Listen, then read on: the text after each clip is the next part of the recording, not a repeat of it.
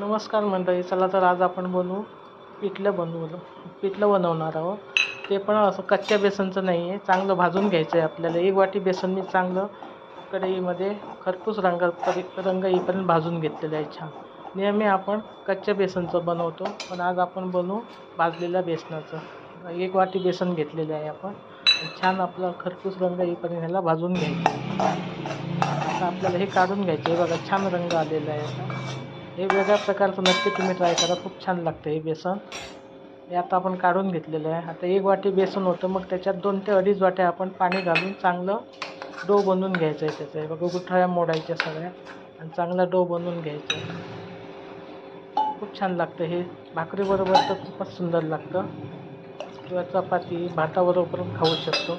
जास्त घट्ट नाही आणि पातळ पण नाही असं बनवायचं. जर झुणका बनवायचं असलं आपल्याला तर कमी पाणी टाकायचं.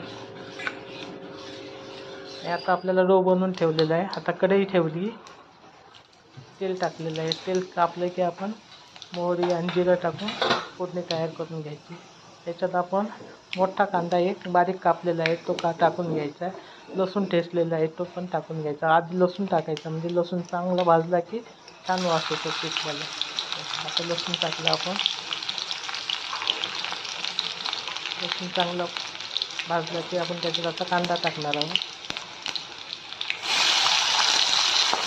कढीपत्ता पण कांद्याबरोबर टाकले म्हणजे तेल उडत नाही. चांगला लालसर होईपर्यंत कांदा आपल्याला भाजून घ्यायचा आहे. आपण आता लाल तिखट, गरम मसाला आणि कांदा लसूण मसाला थोडासा टाकलेला आहे.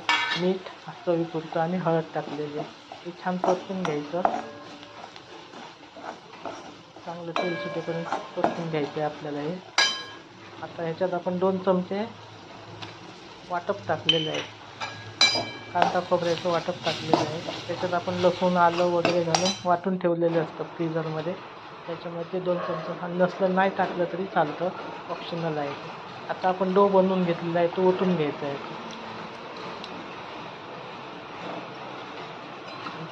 बारीक मंद गॅसवर चांगलं ढवळून घ्यायचं.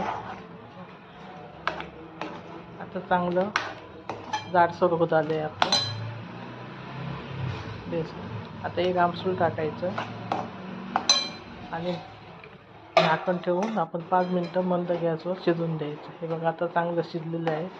ओलं खोबरं वरून टाकलं तरी चालतंय, त्याला वाटण नसलं तरी. आणि त्याच्याबरोबर खाण्यासाठी आपण टम्म फुगलेली ही नाचणीची भाकरी बनवू.